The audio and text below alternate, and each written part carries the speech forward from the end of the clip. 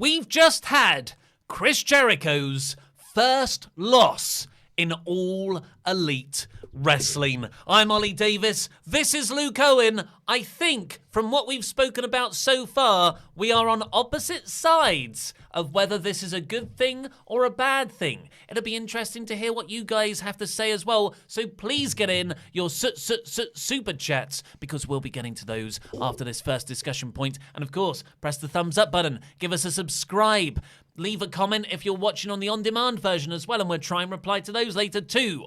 But for now, what happened was it was a tag team championship match between SCU, comprised of Kazarian and is it just Kaz?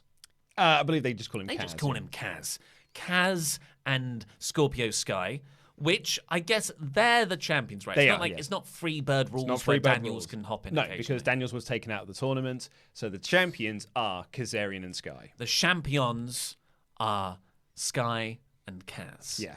And they're going up against the inner circle of AEW champion himself, Chris Jericho, and Sammy Guevara. The Spanish God. Which is a really nice storyline because the inner circle want all the gold. Chris Jericho wants to be a double champion. It's a big time match. And that's a really solid main event for an episode of TV. So solid, yeah. Really nice idea. Love the booking of that. And they have a match. It's a match I very much enjoyed. By the way, we'll get to the Jericho promo with MGF later in the play-by-play of the show. It's not really related to this stuff.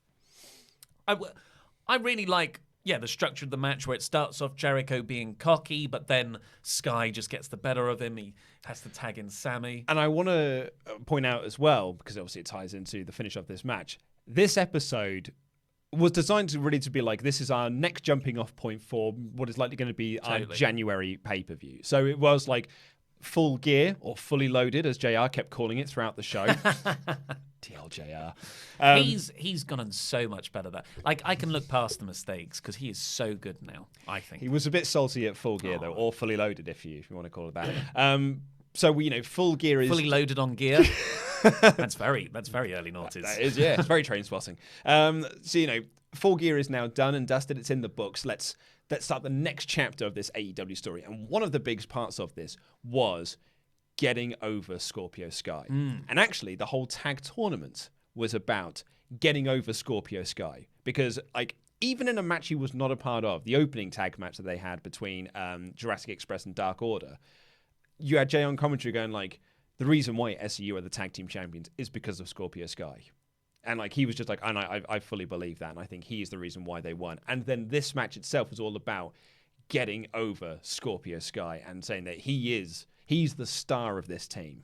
Because it was Scorpio Sky who got the roll-up on the Lucha Bros in the tag team tournament final that secured them the win. And it wasn't meant to be the team in the first place. It was meant to be Daniels and Kazarian. And he got super over in that first match when he had to stand in. So in this match, Hager was out there as well, but so was Daniels. It's so nice to see Daniels as part of the SCU act again. A nice return. I thought the return worked really well. I really did as well. Gear. Well, Simon and I sort of fancy booked ourselves into in circles, I suppose, because we thought it was the return of the Fallen Angel. Because he had the Fallen Angel logo, and we thought it's either an Easter egg, or or just a nice nod and just a fun thing to do, or he has changed his character and he has now gone back to the Fallen Angel Christopher Daniels, and maybe that's going to see a split and a fragment within SCU. Were you saying Fallen Angel confirmed? Fallen Angel return confirmed. God, I've got to find a new gag for that now. As it happens, he was just back to being Christopher Daniels on this episode with the microphone and everything, so there's no Fallen Angel return confirmed. No, but Daniels out there was nice because Kaz was taken out by Hager, and then Daniels ran to take out Hager, but Hager sort of took him out as well. Sammy Guevara got a leg injury in this as well. Not kayfabe, so he was sort of taken out. So it was Jericho and Sky that this all came down to. And they're going back and forth. That's some really good stuff in there. Then a TKO by Sky for a near fall. Sky blocked the lion salt, and then he went up to do a diving move, like a diving cutter, got caught with the code breaker. Love that. Yeah. I totally bought into that near fall as well. Really jumped out my seat, oh my God, we're going to do double champion. Great spot. Great spot. And then Sky pinned Chris Jericho with a roll up. Uh-huh. And that is Chris Jericho's first pinfall loss in AEW. Granted, it's in tag team competition, so it's different to his singles record, but it is his first loss in AEW. And there are so many reasons why this booking is fantastic. The tag team champions won the match despite being clean, despite being against like the champion, the world champion, but they are not a tag team act. Like that, this is something another company. I hate comparing. Yeah. Some other companies book even their tag team champions as always secondary to that main event singles scene. So, but in theory, if you are the tag team champions as a unit, you'll be able to beat any random two people thrown together 99 times out of 100. And even though Sammy and Jericho have been teaming together and do have tag team victories under their belts, SCU are the established act. They have been tagging for years. Yes. So they should be able to beat two lads who have only been tagging for a little while. So fantastic there. Makes the tag division look awesome and the champions even stronger. Sammy Guevara, lovely red herring there. You look at Jericho and Sammy in a team in this match, we're like, well, I know who's taking the loss there. But they didn't. It was Jericho that took the loss. Huge. And I'm sure this will spin off into a big either character piece for Jericho where he gets more and more, like his confidence has been rocked now, so he has to resort to more heelish paranoid delusions, and it'll build up Sky very nicely as well. So here's where I disagree with it. Lay it on me. Because everything about this was perfect, and I hate to say this, for me, remember this is my personal opinion, everything about this was perfect, apart from the fact that it was Scorpio Sky. And that pains me to say, because I did not see this coming. Hot take. Pains me to say, because I'm a huge fan of Scorpio Sky. He really, tremendous, absolutely tremendous in that opening match of the tag tournament, and then got better and better and better and better. And then he won with a roll-up. It was a limp finish there. And I thought, I get what you did here, but I think the Lucha Bros should have won. Oh, the tournament. I think the Lucha Bros should have been right, I see what you're saying, the first ever AEW World Tag Team Champions. Okay. But they didn't go with that. They did it with a roll-up victory that did kind of... I thought it was a flat finish. Okay, so... It was a shocking finish. Because I haven't seen this. Yes. So the tag title match, because I thought you were still talking about this match, but the tag title match ended with a roll-up. Oh, I'm giving a hell of a load of context. Okay. Yeah, ended with a roll-up from Sky. Fair enough. It's sort of a shock Yeah. distraction thing. And now here, Sky also gets a roll-up. So, firstly, that's by the by, really. That's not the strongest finishes if you're truly trying to build someone up, I would argue. But SCU, and I love them, honestly. I'm a real big fan. But you look at the rest... I'm in that awkward position where there's this amazing movie that I love, an amazing movie that I love, but because I don't think it's the best movie ever, I'm the bad guy. So, AEW's tag division, Young Bucks, Lucha Bros, Santana and Ortiz, those are your three top acts. SCU are the champions. Okay, fine. That's the direction you went. I would have put it on the Lucha Bros. And now you're using it to build Sky. Great idea. Because, this company is very committed to building new talent. This one, I felt like it was at their detriment. This was the first time out of all the losses that the big AEW stars have had, Omega, Bucks, Cody, and Jericho, that I was like, I don't think Sky was the right person to do that because, and here's my whole argument that I don't think is easy to argue with, it would be totally okay if it was Pentagon Jr. Okay, I hear what you're saying. Yeah. I mean, and you're right. Because Pentagon is main event talent as a single star as well as a tag act. So your whole argument is that actually pinning the champion in a tag match isn't the worst thing. It's just the fact that it wasn't Pentagon Jr. and it was Scorpio Sky. It's more that it's Scorpio Sky. It's more that it's Scorpio Sky. I love him. I think he's really good, but I don't think this is the most effective use of him.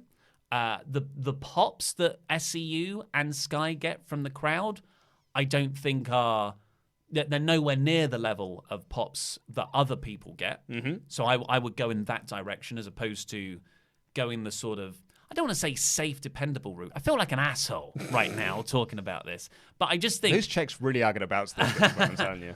I just think Jericho's first pinfall loss, it's a big deal. I don't mind you doing that now.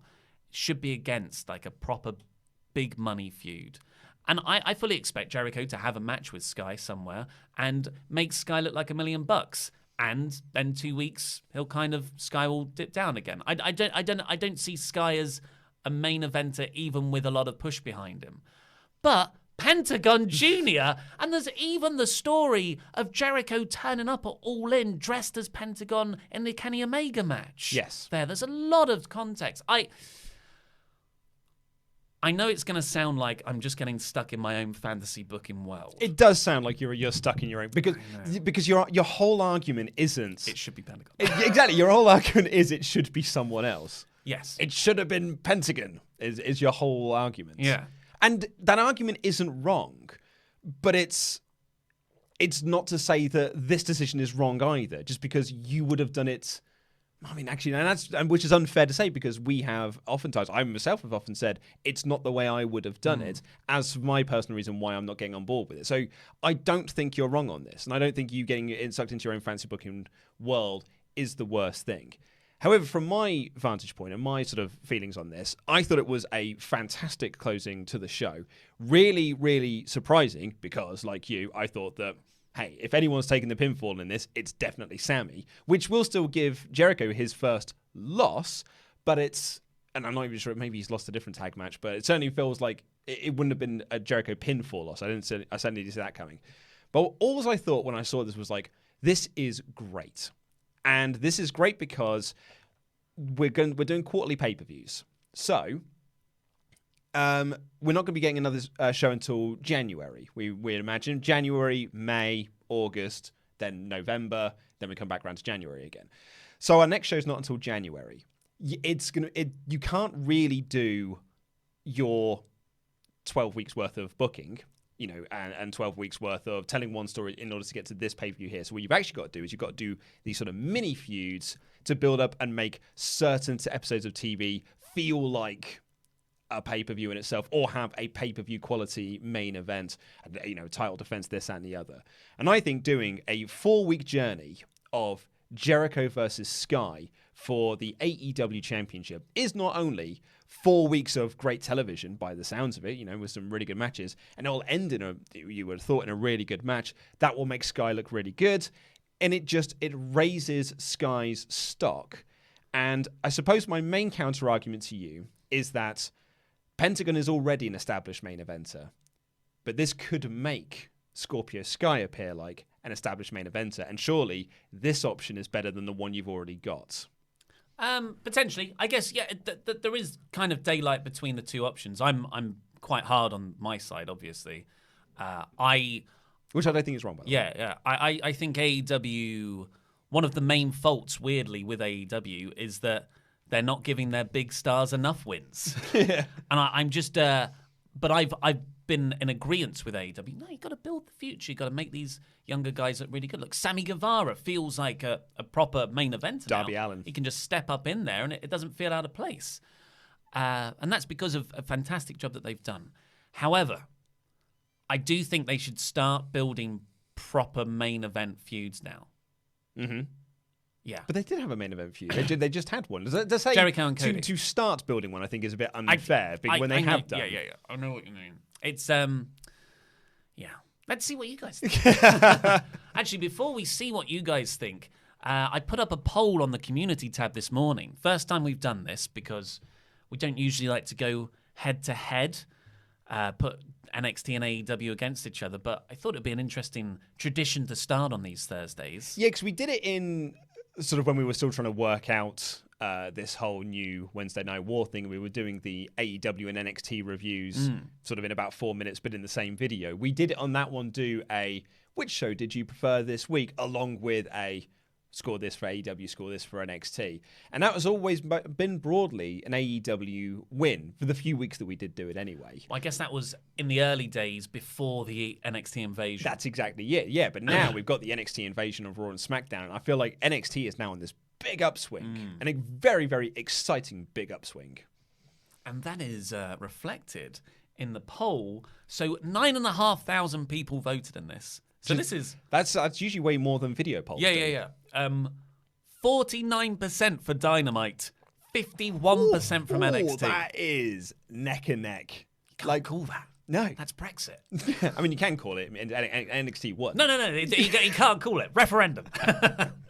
That took me by surprise quite a lot. Well, NXT also did have the fabulous ladder match. With Mia Yim. Yeah, and it had a really good Leo Rush and Angel Garza, and you got all the Keith Lee stuff in there as well. And it felt like it was a big, big newsworthy show.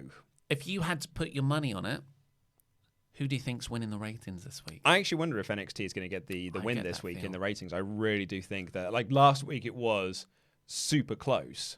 I think this week we're going to see NXT beat AEW. And it's not just whether NXT beats AEW, because if NXT does 1.1 million and AEW does 1 million, I'd say that's a win for everyone. It's a win for everyone, yeah. But if that NXT audience increases to the detriment of AEW, that's the big metric I'd be looking at. Yeah. That would be quite worrying, especially coming off of a pay-per-view. Totally, yeah. Fully loaded, what a show.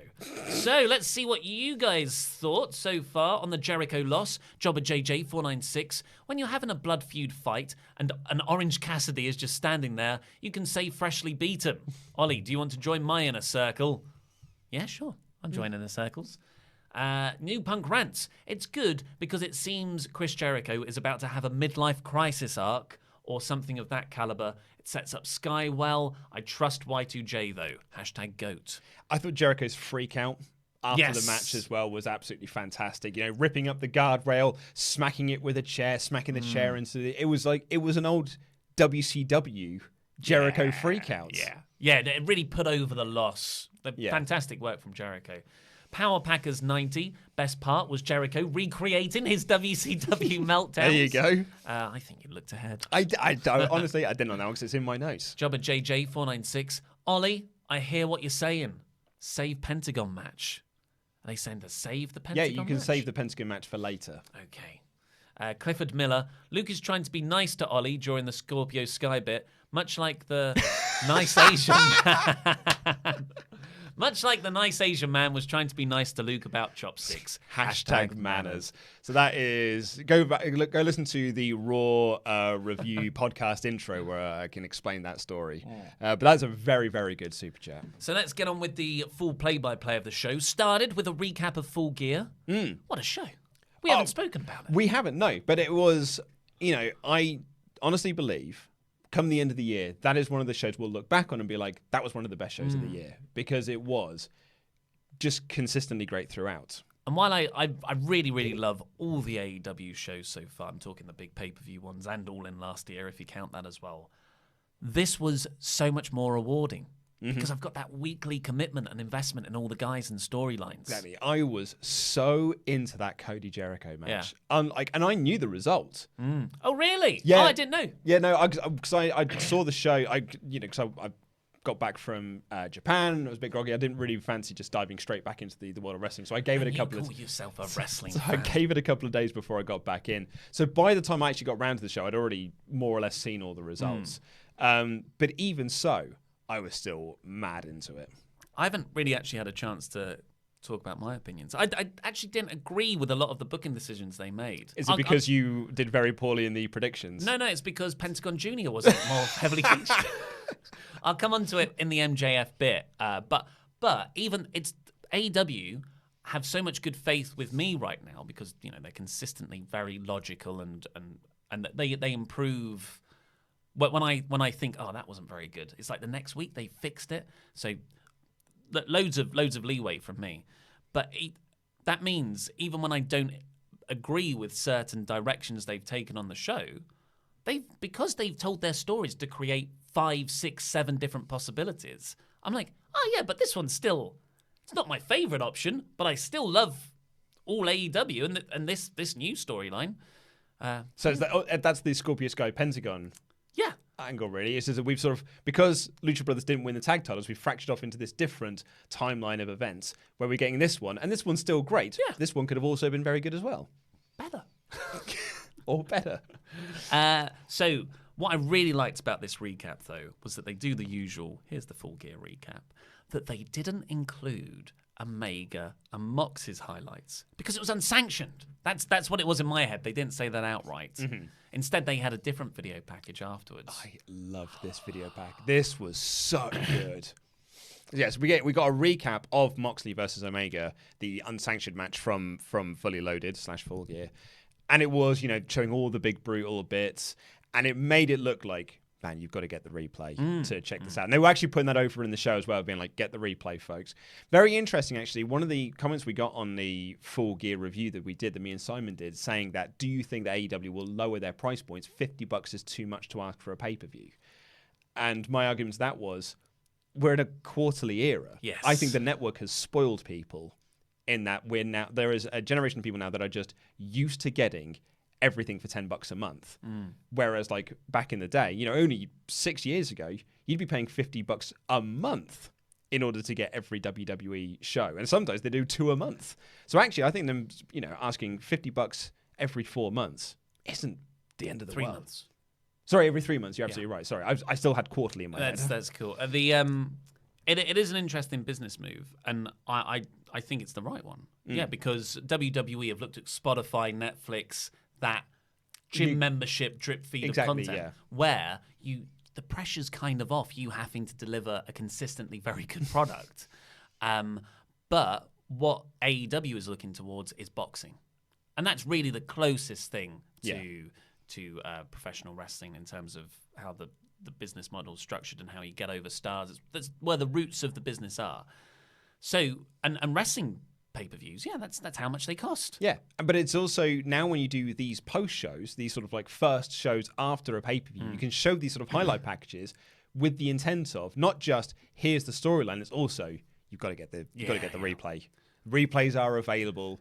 Go watch the replay of this show. So this is kind of separate to the replay after a few little hardcore spots. It's Omega with the medic backstage afterwards, like, not immediately afterwards? Was it immediately afterwards? No, I think it was like a couple of days later. After. Yeah. And he's getting checked out. His back looks horrible. Yeah. Looks like Dusty Rhodes' forehead.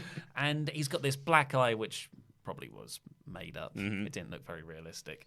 But it's not about that. He's talking very realistically about how the shower stung. Yeah. And what a visceral image. That's really nice, yeah. But the key to this is that the doctor did not clear him to wrestle. So Kenny looks very bummed about that, and he asks, how's Mox? And the doctor knows that what he is about to say is not what Omega needs to hear. And he goes, he's banged up, but he was cleared to wrestle. And the crushing look on Omega's face where he realized, not only did I lose the match, I failed. Yeah.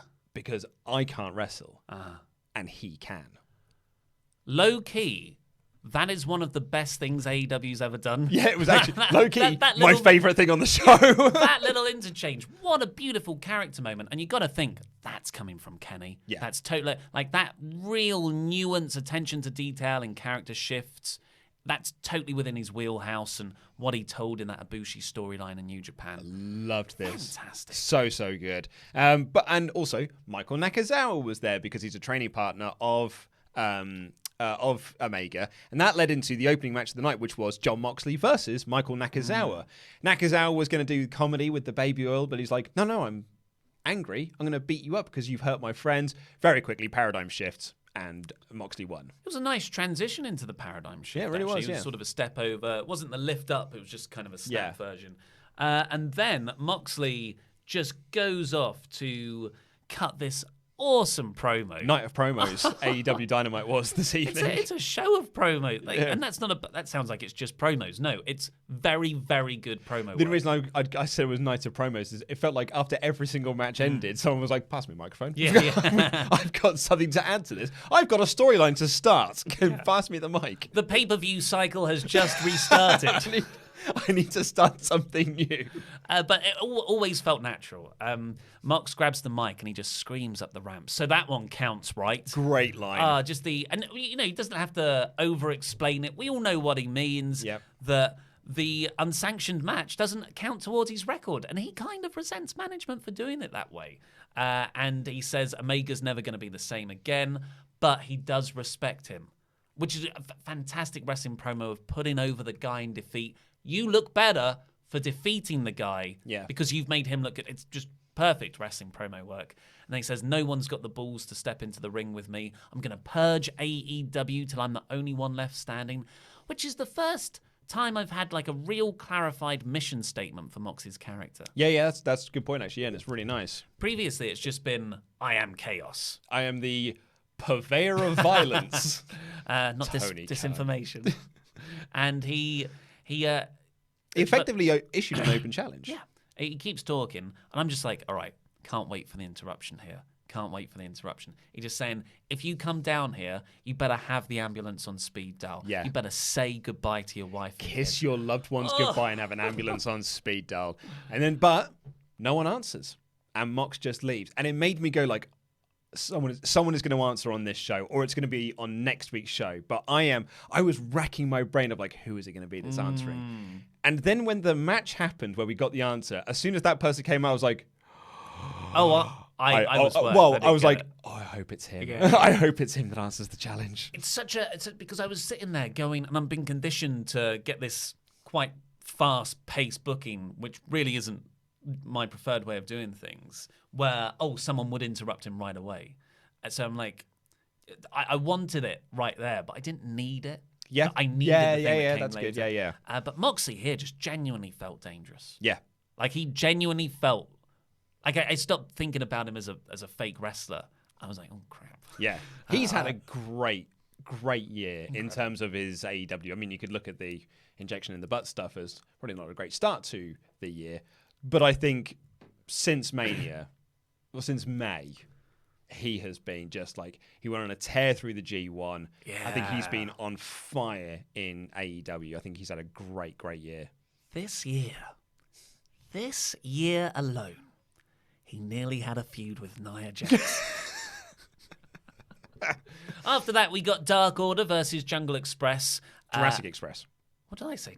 That's the band. That's the 90s hip-hop act. I've just written here, I do like the Dark Order. They've grown on me massively, particularly mostly because of Stu Grayson. Just Grayson now. Just Grayson. He's lost his name. He a WWE. It's very WWE. That's just... But they referenced to it in the commentary. Said like he's a man who's lost his first name. But I don't like the Minions. I think the Minions cheapen the act. Yeah, totally. And then out come Jungle Boy and Marco Stunt for the Jurassic Express lineup, and Stunt's wearing the Luchasaurus mask. He gets on Jungle Boy's back, which is a nice flip round of Jungle Boy getting on Luchasaurus's back. Of course, Luchasaurus unfortunately got injured.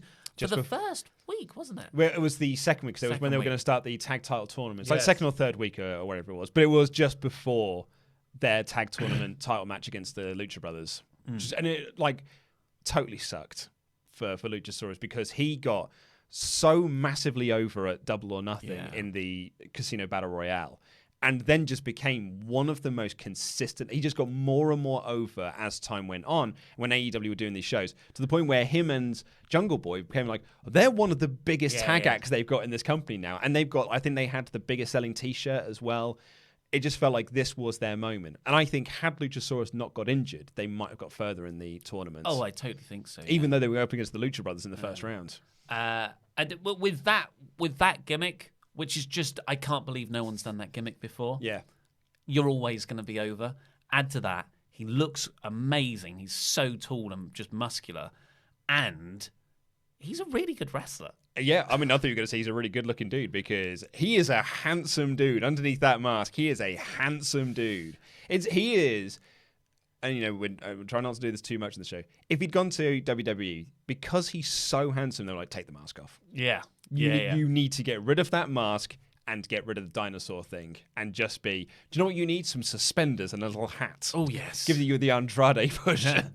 So The match gets going. Marco, the commentary team bring up how some people have taken against Marco Stunt being allowed to appear on a wrestling show because he is a very short person. Yeah, he's like 4 foot nothing. Yeah. And I showed my lady partner this match because I was curious to get her take. Interesting. And I was like, what do you think? And unfortunately, Stunt wasn't very good here, I thought. No, he didn't have the best night. Quite a few botches, like right from the get-go as well. But I think he's very empathetic. And as long as he's not genuinely overpowering people larger than him, and he works around the speed and quickness, I don't mind it. It's not my hill to die on. No. But my lady partner watched him, didn't care. Just didn't care. Just didn't care. It really is a wrestling thing. Yeah. I think it's a wrestling fan thing. It's the same people that take against Kevin Owens because he doesn't look like a wrestler. Yeah. You can't push him as a main eventer. He wrestles in basketball shorts. You can't push him.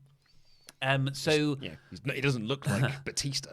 The more fast-paced stuff and the double team stuff with Jungle Boy was better for Stunt. He sort of came into his own there. Nice swanton from Evil Uno.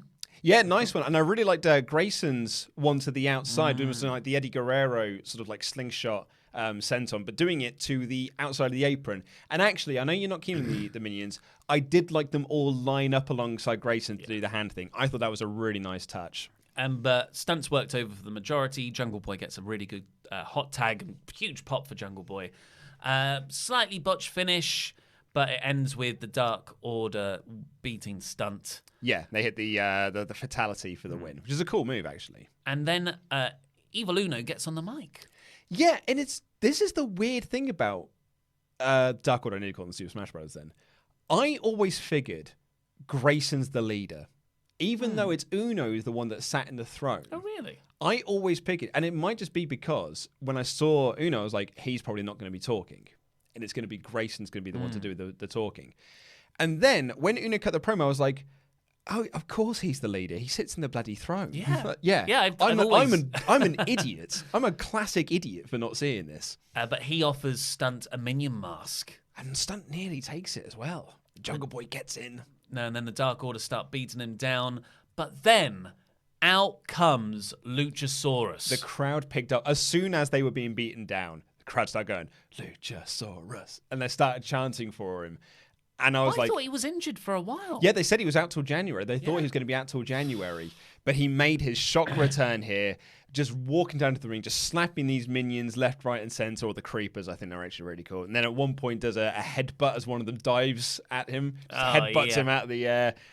Hits a spinning kick to take out 3 of them at the same time. Cool. Choke slams Grayson. He choke slams one of the creepers out of the ring onto a load of other creepers. Hit the standing moonsault. And Jurassic Express then hug in the ring. Like, they all dive in and they all hug him. And I was like, this is wonderful. This is so sweet because I think one of the huge appeals of Luchasaurus isn't just because he's cool, isn't just because he's got a great look, isn't just because he's a great wrestler. It's because we are of the Jurassic Park generation. That's true, we are. And the idea of having a dinosaur as a best friend is something that resonates with me emotionally, even at this age. I wonder if that's why I got so emotional watching The Good Dinosaur, which is not a good movie. Like, it is. It's so fine. It is the biggest 3-star fine movie. I was crying so much watching that movie. I got so emotional. Was it on a plane? No. It was at a press screening, embarrassingly enough. So... And I think the crowd really got it. This was so sweet. A fantastic return for Luchasaurus. Great. It's classic pay-per-view cycle begins again. Here's all the returns and big stuff. Just perfect. I loved this. Absolutely loved it. Yeah, thought it was great. Then we got Shawn Spears versus Peter Avalon versus Darby Allin. Love Shawn's entrance. It's really cool, yeah. I really like it. Lights out, sitting on the chair with no music. Peter Avalon comes out. He was just there to take a loss, really. The Librarian's Act isn't over. Darby comes out to a huge pop. Yeah, this crowd was so... I think the crowd... I don't know if they knew what the match was ahead of time, but I think when they thought... Because I had this reaction as well. When I thought it was just Shawn Spears versus Peter Avalon, I was like, I'm not as into this as much as I'd like to be. And then as soon as Darby Allin's music hits, which, by the way, is a fabulous song. It's on Spotify as well, and it's now on my playlist. It's such a really good song.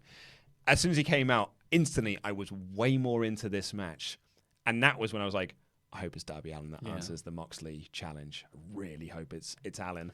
Yeah, so I didn't see this coming. Janela comes down to brawl with spears, so that feud's continuing, it seems. I don't think it needs to. No, it's weird because it felt like at Full Gear we were setting up to do Janela versus Kip Sabian. Yes. Because Kip and Penelope Ford are now an item. And their promo seemed to be targeting Janela because she was like, why be bad when you can be super bad? Yeah. But it seems I've written Shawn versus Spears feud's going to go on, but nice. That's wrong. Good note taking. So then Levy Bates, Blue Pants, tries to swipe Darby's legs, jumps over it, Can and you he not hits say Lever Bates? Lever Bates. Hits the coffin drop for the win. I was like, cool. Yeah, saw that coming. But then he grabs the mic, and that's when you can see my notes. S word. As soon as he grabbed the mic, I was like, oh my God. Now, and then he just says, John Moxley, I accept. Oh, yes. So into it. I'm worried. I'm just like, do you know what? The only thing that upsets me about this, the only thing I'm disappointed about in all this is it's next week. Yeah. I don't want this next week. I want this in 4 weeks' time. Make me wait. Yeah. Make me wait for this match. I want to see some build for this match. I want to see some promo work between these people, between these two, to build to that match. That's my only complaint about this, is that I'm getting it too soon. I'm nervously excited. Because it's going to be a bloodbath. Well, actually, it's on TV. It's on right? TV. I don't know how you can do this match. Okay. Well, I'm very much into it, whatever it is. I'm hugely excited. Yeah. What an inspired piece of booking. I don't know how I didn't realise it sooner. Then we got Nyla Rose come out. This is the first time we've seen her since she lost in the inaugural Women's Championship match. Apart from AEW Dark.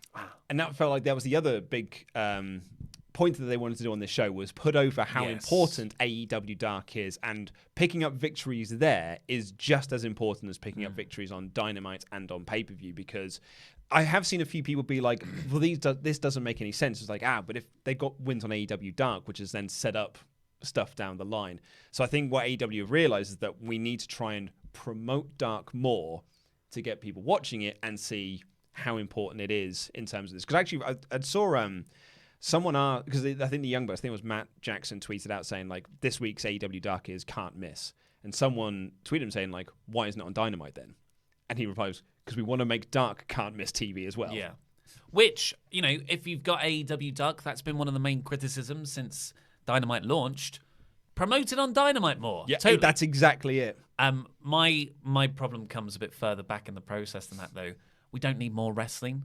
Mm-hmm. Like, I'm quite baffled that they've launched and gone, we need another show. And to have a second show. If it was up to me, why make it hard on yourselves? Just do Dynamite. But, yeah. So Nyla Rose came out. She squashed a jobber really quickly. Dani Jordan. I've just written down Jordan. Simple. Yeah, really. So I like that they did put over, though, that Rose has struggled against smaller wrestlers in the past, in particular Riho, because she lost the title match to her. But Rose, just killed her and hit the beast bomb for the win. Then the Dozen Battle Royal was announced for next week. We also got an update on Dustin Rhodes. He'll be back in a few weeks, and they recapped his injury angle. Again, furthering that feud of Dustin versus Jake Hager. Yeah. But this Dozen Battle Royal, you get a diamond ring.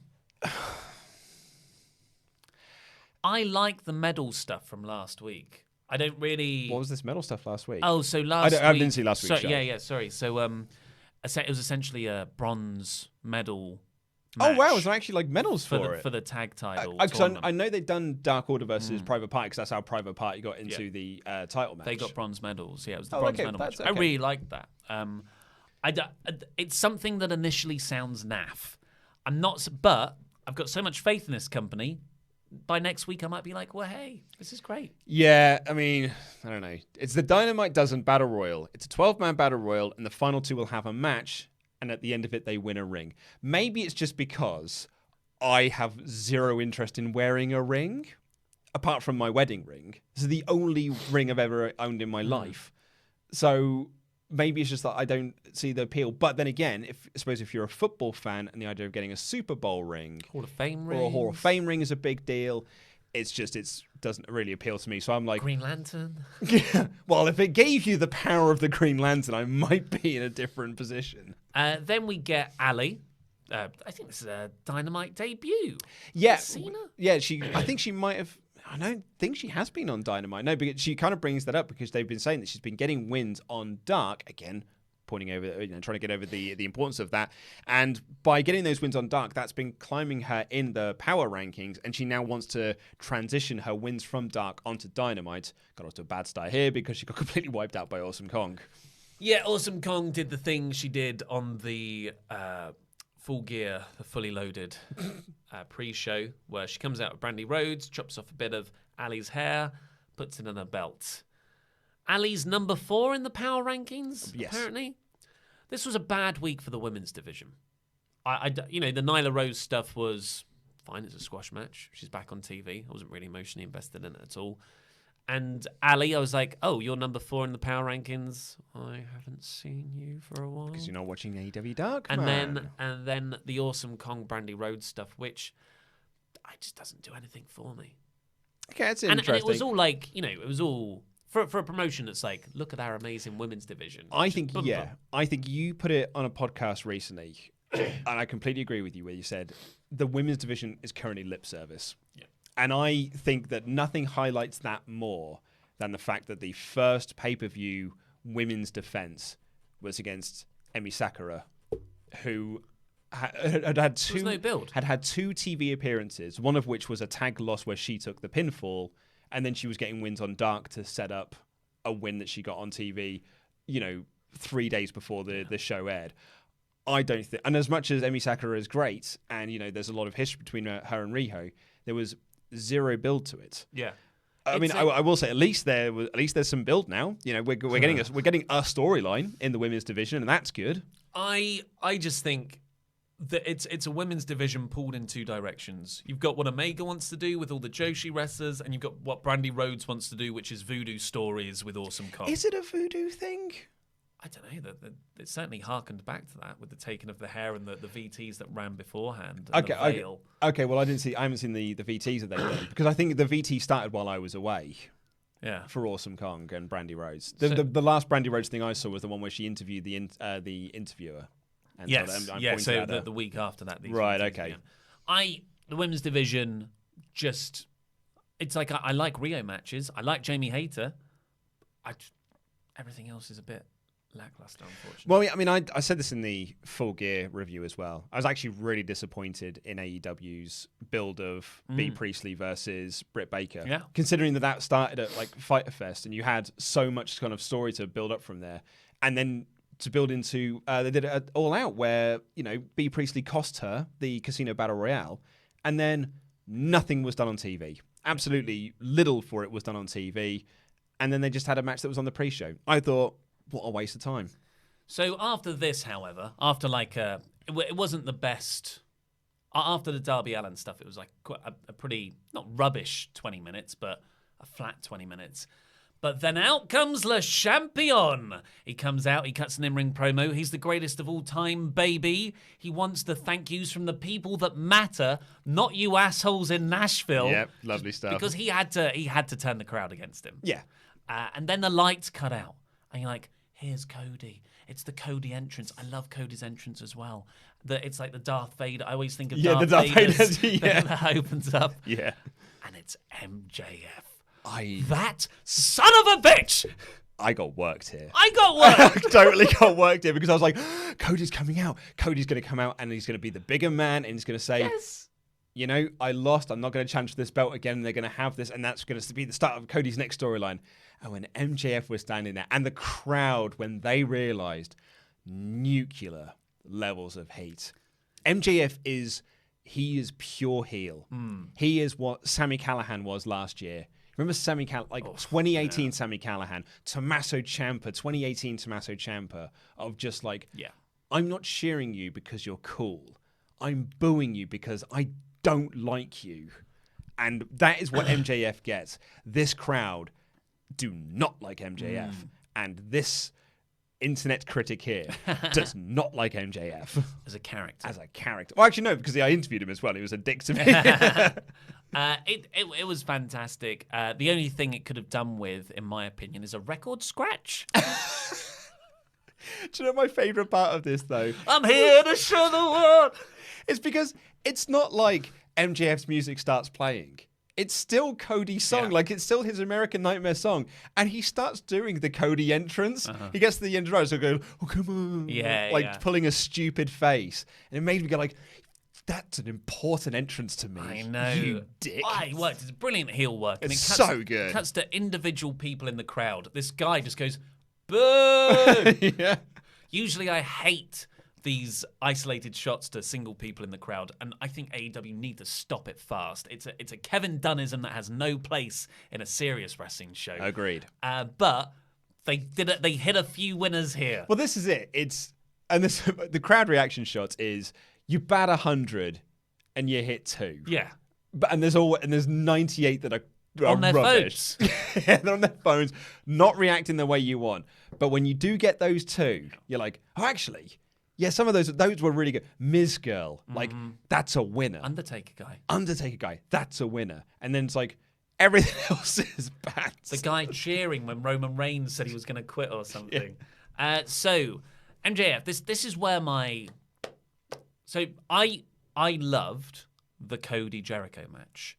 My problem with it was MJF throws in the towel, and I felt like that towel spot wasn't built up enough. Me and Simon said the same thing on our review, yeah. I think as soon as Cody takes that bump on the ramp, I know that was apparently a botch. I'm quite surprised it was a botch. I thought it was totally planned. That from that moment on, you should be holding the towel completely every time Cody's in a submission or just looking on the ropes, yeah. Which was a lot. So when it just MJF's on the apron, throws in a towel out of nowhere, but then he turned heel on Cody in the post-match angle, and I thought, well, you should have really had the towel as a feature more to make it more dramatic and not just like this Deus Ex Machina that comes at the end. But MJF was always going to turn on him. The point wasn't that he was trying to protect Cody.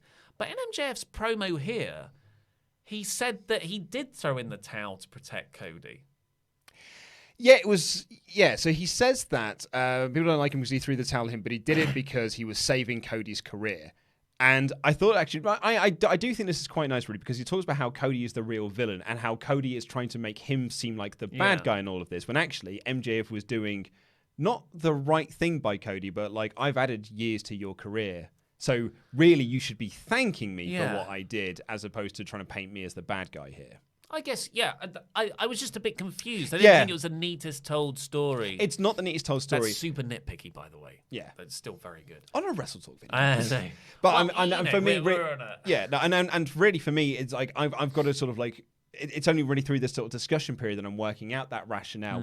Again, to kind of highlight this wasn't the best told narrative of the promo. Yeah. But it's only now we're sort of talking about, I'm like, oh, okay, right now I'm connecting the dots here. And I think that is because while the turn was great, I think the stuff around the turn at Full Gear was just, something was off. But that's not to say I didn't enjoy it. I just thought it wasn't 100%, and so much stuff that AEW does. But it sounds like you hate it. Is. But from that point onwards, apart from a few repetitive gags, this whole segment was brilliant. MJF, and we haven't really had a chance to see him in full MJF mode on Dynamite because he's been serving as Cody's second. He's incredible. Yeah. What I loved about this segment is that when it's all said and done, and you kind of like, you can look back on it in hindsight, this was two heels who in the back, in my sort of like kayfabe imaginary world, had gone in the back and be like, do you know what would be really funny tonight? If we go out there and we pretend like we don't like each other, but we just do it because we don't like Cody. Yeah. And so we can do the big reveal at the end where we go, Cody Rhodes is rubbish. Wah! And that's it. And like, that was their mentality. As these heels, they're yucking it up backstage and be like, we're going to work every single one of these dickheads out there. And it's going to be so much fun. And we as heels, yuck, we're going to have a fun old time doing it. And I loved it. It was so, I thought it was just these two heels going out there to work a crowd in a kayfabe world. and just for their own amusement. Hugely entertaining, very, very funny. I haven't seen anyone else say this, though, so forgive me if I'm repeating stuff. This is totally what Jericho and Owens did in that famous Roman Reigns promo. Do you remember that? Yes. That they teased that they're going to break up for ages? I think it's a highlight reel. Yeah, I think it pretty much is exactly what it was. No, you're what's wrong with this company. No, you're what's wrong with this company. Go back. All right, we're going to say what we really think, like blah, blah, blah. Roman Reigns sucks or something like that. That's exactly it. So I'm not saying it was bad. And it's the exact same rationale there. It was just these two heels gone like, let's go out there and work everyone. And then they hug afterwards. Yeah. But what MJF did here was his reason behind turning on Cody was that, and I think he believes this as a heel, is that Cody took him as a puppet. Cody's a sociopath. Cody only wants to control MJF when MJF is better than Cody. He's tried to keep him under his thumb, but his thumb wasn't big enough. Yeah, which is a really nice line. Yeah, and he'll be the new face of AEW. He says all this while Jericho is in the same ring as him, and that's what creates the conflict of MJF being like, I'm going to be the big face. And like, well, the champion is right there. And he calls the inner circle the inner circle jerk. Nice. And then said, sorry, Freudian slip. Yeah. And which is a really nice joke at his expense. Yeah. It's very well done. And it was weird. It was like seeing an alternate universe version of Jericho. This was just in a different scarf. It was Looper. Yeah, that's what it was. It was because Jericho said, we've got a lot in common. Both good-looking guys. We both like scarves. We're both from New York, even though obviously Jericho's from Canada. Yeah, I like that line. Yeah. And then said, he goes, it really feels like your parents got jiggy after watching me beat up Juventud Guerrero on WCW Saturday night. Then 9 months later, your jackass was born. And MJF looks really annoyed. And then he goes, I don't know who Juventud Guerrero is. Yeah. Wasn't there a Hoovy chant? Yeah, Hoovy chant. That was a fantastic joke. Tony Schiavone laughed and then said, sorry, I had to laugh. Jericho's so good here, as was MJF. And they're just going back and forth about Jericho, MJF saying, I've heard you want me to join the Inner Circle. And Jericho's saying, I've heard you want to join the Inner Circle. And they do that. I didn't quite work comedically, which is a shame because it totally works on paper. I just thought it didn't. Yeah. It didn't work in front of the live crowd. And that's what built into Cody's... who's the biggest jackass in this company? And they both say Cody Rhodes and they hug. Then Cody comes out. Brilliant pop for Cody as he comes out. Agents are being like, no, because you are also not cleared to wrestle at the moment. And he's got the big sort of stitches and the big gross cut on his head. But he rushes to the ring, goes after both of them, hits power slams on them. And then who should debut? But Statler and Wardlow debuts. I've been calling him Wardlow Salad. He's much bigger than a salad. Yeah. He makes his debut. Crowd weren't... I don't think they knew who it was. No. And it's funny because they said, like, I think it was Schiavone said, we've seen hype packages for him for months. And I said, we've seen 2 hype packages. One was All Out. And then he was never mentioned again. Yeah. And then all of a sudden they were like, oh, he's still coming. Yeah. And then we haven't had anything for a couple of weeks again either. It wasn't the most effective debut. No one knew who he was. But MJF has a second. And they got the heat back at the end because the visual was so good. Wardrobe throws, he's built like one, throws Cody over the top rope and sort of chokes him by his tie, which is a nice sort of hanging visual. Yeah. And then MJF and Wardrobe walk out. Yeah. So MJF hasn't sided with the Inner Circle. No. I think that's just, even though they hugged and everything, I think it's just heels being heels, like you said. This was terrific. Yeah. I liked MJF on Twitter said, sorry if you got choked up tonight, Cody.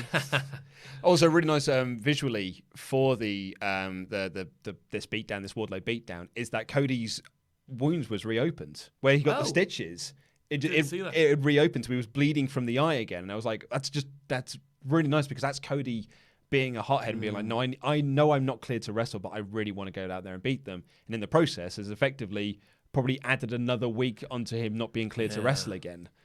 And I think there's something you might be able to work with from there. Cody's acting as well. He came out kind of... He looked concussed, and I'm like, is he concussed from the emotional shock of MJF turning on him or the bad bump he took? Well, you do get bad concussions from kicks in the balls. Yeah.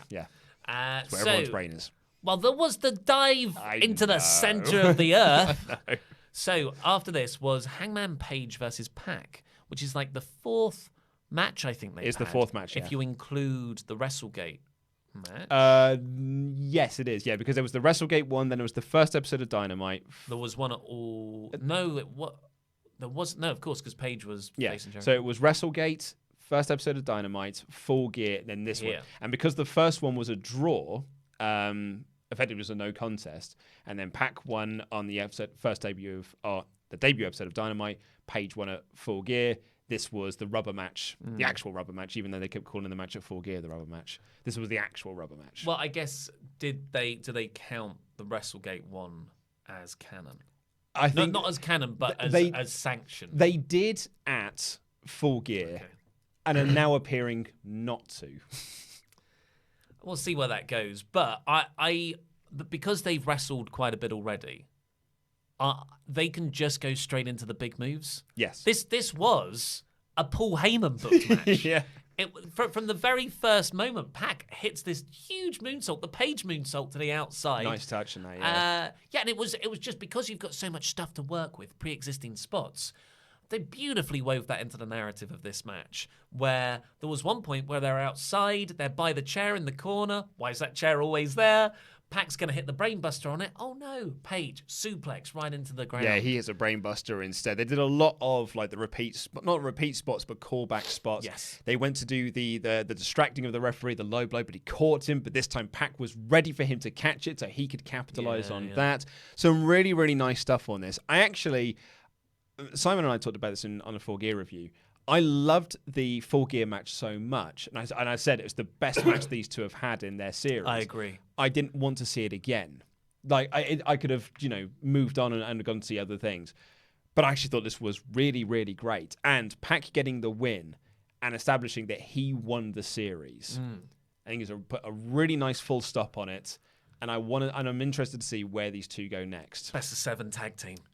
You could just tag them together. I'm only kidding. I loved the finish as well. Wrestling Observer Radio said they found the finish a bit odd.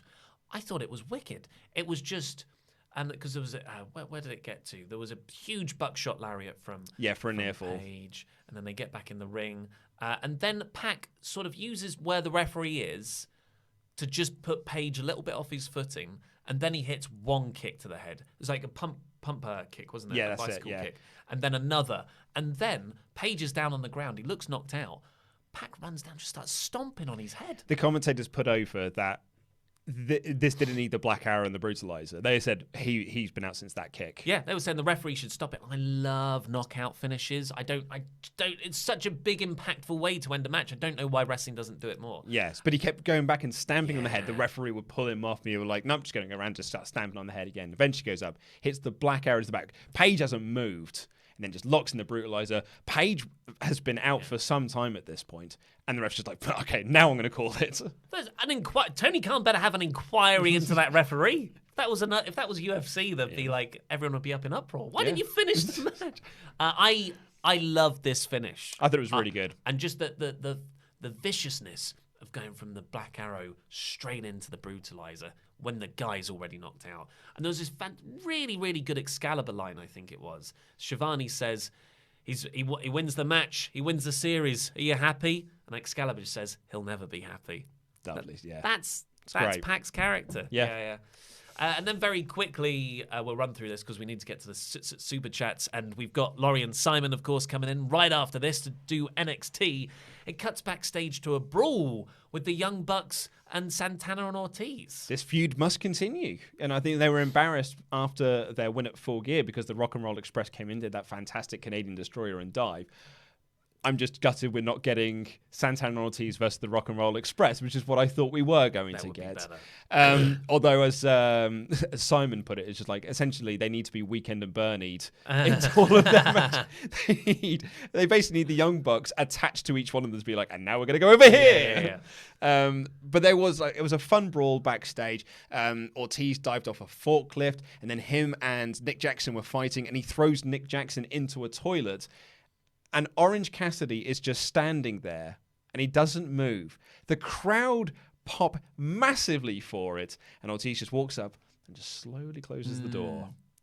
Fun bit of comedy. Yeah, really, really nice spot there. Did you see because I was watching this through Fight, and I don't know if this was on the TNT broadcast. I know they put it online since, but they continued this brawl obviously during the commercial break before they got out into the crowd.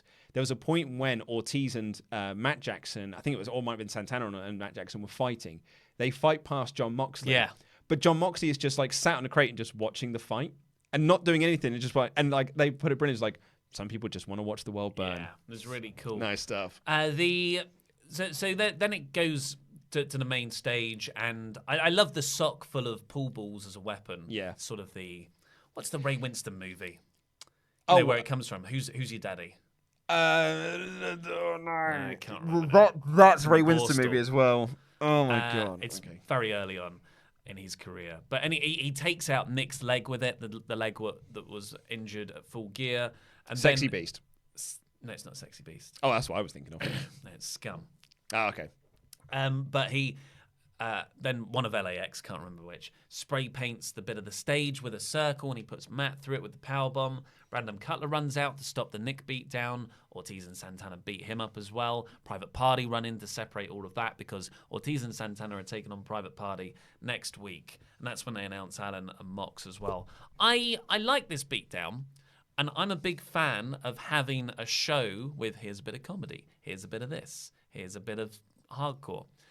But to merge those into the same bit, I felt undermined it slightly. Mm-hmm. Again, super nitpicky stuff. But the Orange Cassidy you bit, hate everything. Yeah, the Orange Cassidy bit, the dive off of the forklift, I never bought into this brawl as a serious brawl. Yeah, I think that's fair enough. Yeah, I mean, I really enjoyed this, like you say, but I agree with you. I don't think you needed the Orange Cassidy thing. That felt like that was done. I loved the Orange Cassidy thing. And I loved it, but it's also jarring with everything else they were doing because then you set up to be like, we're putting Matt Jackson through a stage and we are re-injuring Nick Jackson's leg that we were targeting at Full Gear. Yeah. Sort of then it's undermined when you're like, but I'm just going to talk about the Orange Cassidy thing because that was dead funny. And also, I did really like when Brandon Cutler came out to fight them off. Santana was like, yeah, no, fine, we're going to stop this now. Then turn around and go, we lied! Yeah. And then they went, Brandon. hey, Brandon, we lied. And then beat him down. And then Private Party came out. Private Party, big pop for them as well. And they got a chant. I think they've done, this company have done a great job in getting Private Party over. Oh, yeah. As like, they feel like such a top act in this tag team division. It's almost like you wanted to tell that story rather than also do it with Scorpio Sky. So what would you give it overall? It's interesting because this was not my favorite episode of AEW Dynamite. This hadn't reached some of the heights of some episodes have. But that's not to say that it was bad. I'd almost say it was low AEW-some. So low 4 out of 5. A low, well, no, yes, a low 4 out of 5. Yeah, I'll give it 4 out of 5 solidly. I think some of the stuff in here was excellent. So let's get on to your super chats. Pavi let Andy out of his cage. I think AEW are just trying to use Jericho, the older and more known wrestler, to get other not so much known wrestlers over. Welcome back, Luke Harter, Moticom. Thank you very much, Pavi. Andy is being stuck in his cage, though. No, but I agree, completely agree. And then from Pavi again, hey Ollie, didn't you complain when WWE put the belt on already established wrestlers instead of making a new superstar? How much are those WWE checks, Ollie? Oh, well. Wellicky. Switched allegiances. No, I'm just saying that I feel like AEW have gone too far the other way. I fancy booked myself a better storyline, and now I'm upset this company are not doing it. It should be Pentagon Jr. Let's go over to on the subject of MJF. Tim Arndt. MJF is someone who seemingly loved Cody more than anyone else in the world. Who else does that sound like? Ollie to turn on Cody confirmed. Never. He is my brother. Kevin. The moment MJF and Chris said Cody and then hugged, I was in tears thinking about Team Kevin and Chris. I loved every second of it. Yeah, we mentioned that one as well. Flint Mech. MJF and Jericho were magic in the ring together, but I really don't want MJF to join the Inner Circle. He has way more mileage by himself. I think you're in luck then, because I don't think he's joining the Inner Circle. Yeah, he's got his own little heel act with wardrobe. On the subject of John Moxley, Zucchini is squash. Says Moxley and Allin had a match already. Yes, they had the unsanctioned match.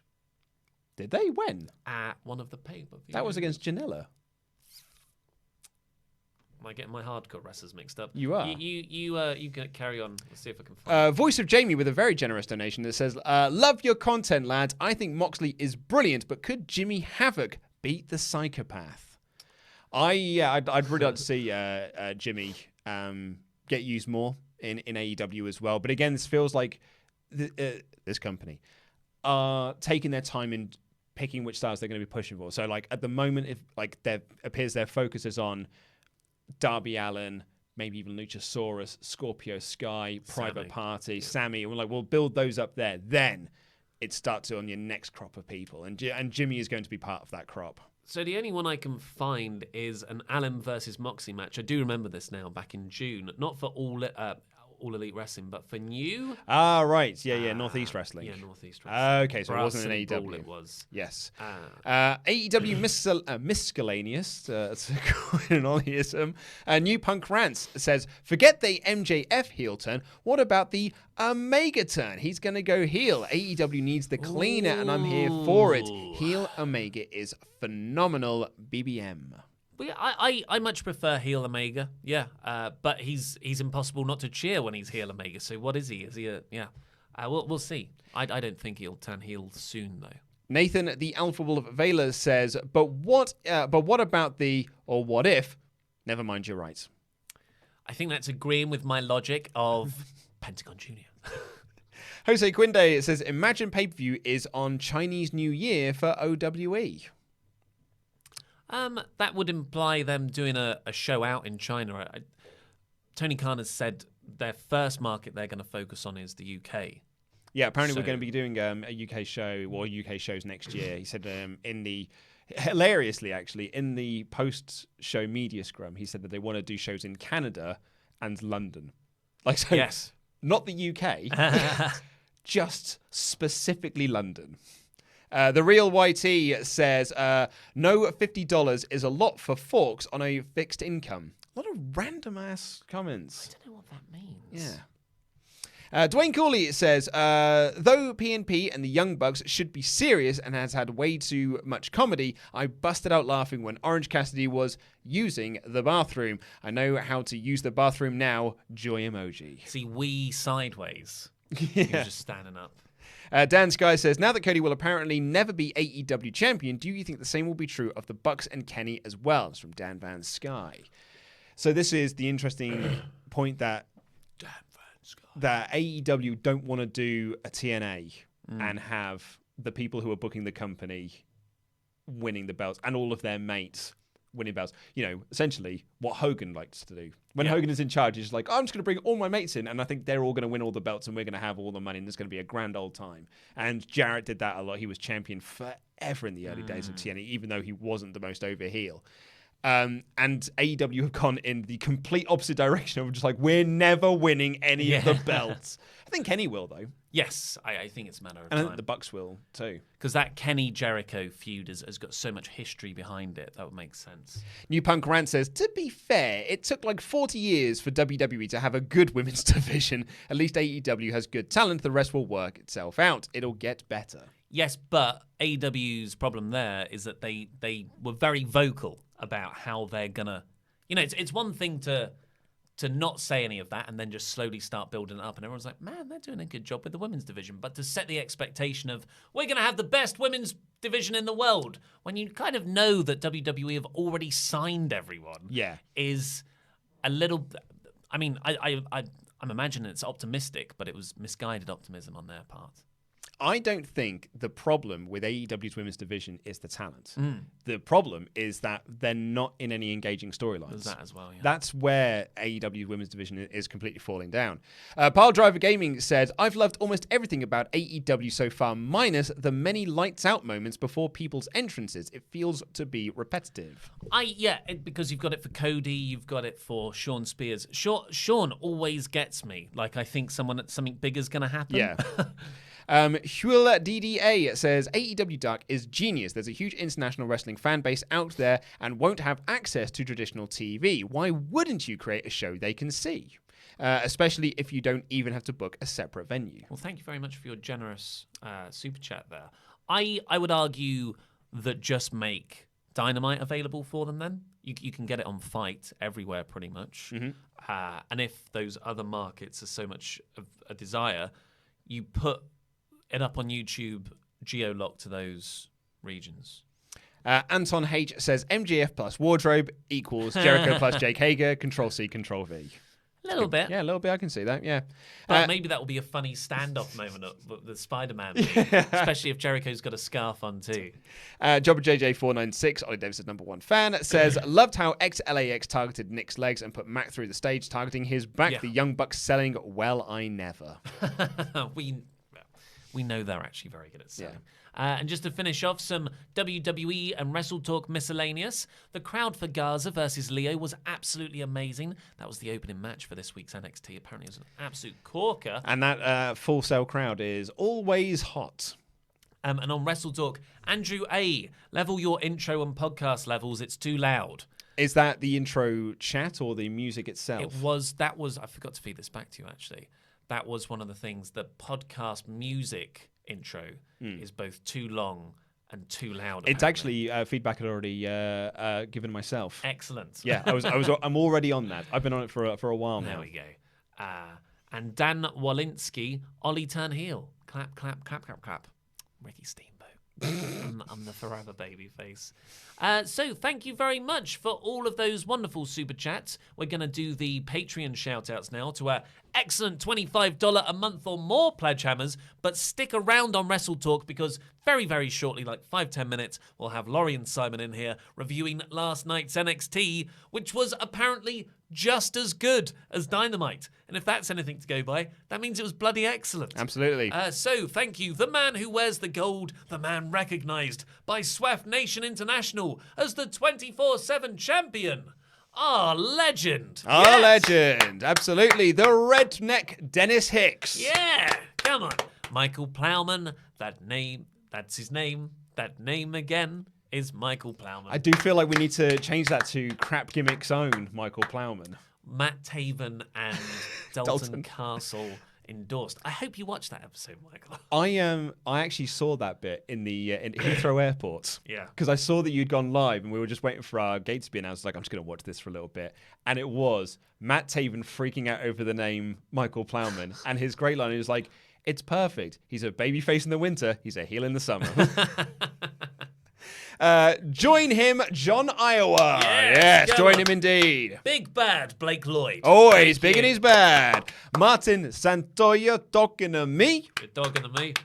The Perfect Storm, Noah Trombley. Thank you. Caught in a Travis Webb. Yeah. Stuck, mate. I think he's talking to you. Damian Thompson. That's two Simpsons references in this one block we've got here. The monster among Patreons, Braun Strowman. Or Brian Strowman, rather. Is Stream Slayer.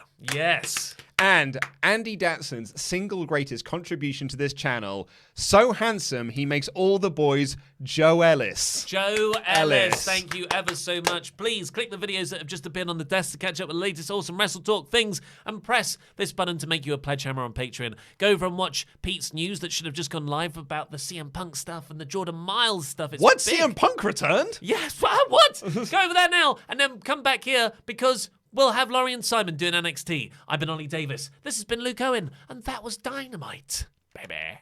Nope. There it is. I got it.